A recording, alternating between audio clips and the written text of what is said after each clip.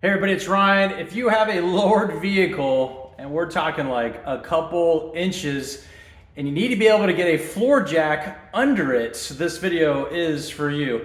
This is a 2017 Maserati Gran Turismo MC, and it's been lowered because stance matters.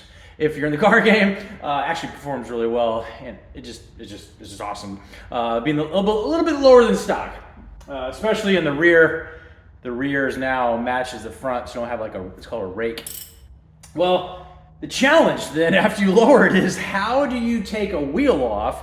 Because if you have a lift, that's cool, you know, you can get under it and everything, but taking the wheel off if you're on the floor might be a challenge, and this is a little hack that can help. So what we have here are these curb ramps. Now, these are used, and I use these to be able to get up the driveway because this thing is so low. It will scrape under here, and it's just no fun. But these are curb ramps. They're about 50 pounds each. It's a heavy gauge.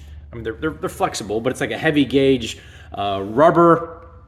And they give you a couple inches of lift. Again, it's built for, because it's a little bit of a curve at the bottom, it's built for a gutter or a curb to kind of get up and over so you can get your dang car up the driveway. But it serves as a great extra couple inches. If you just need about 2 inches to be able to squeeze a floor jack under, and then you gotta hit the jack points. So it's like super tight.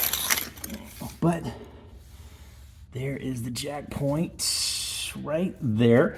I gotta clean this thing. Side note, this particular vehicle, it has rock guard all the way, it's dirty, but it has rock guard all the way under all the skirts and under the front lip.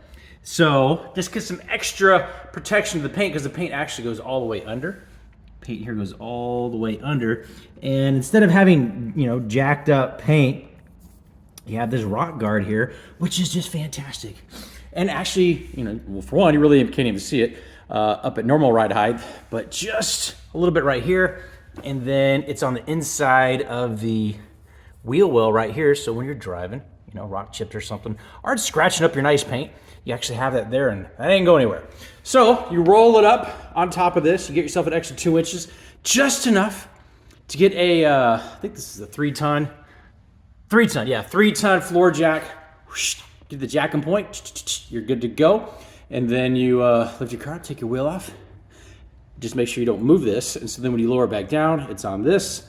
It doesn't hit as far as this vehicle is concerned. Because literally we're talking like 3.5 inches, I think it might be. 3 to 3.5 inches once it's at its normal ride height. And when you're not using the jack with this lowering kit, you can see it's pretty low. I mean, we're talking, that's to here, but then you have your air dam right here. Can't even get, 4 fingers and it's hitting, you know, so maybe 3 inches or so, but that's the kind of the stance. And with the wheel spacers, that's what it's gonna look like. Very. And it's loud. I'll talk about that in another video. But hopefully that helps. Little hack using a curb ramp to get under your car, and we'll talk to you soon.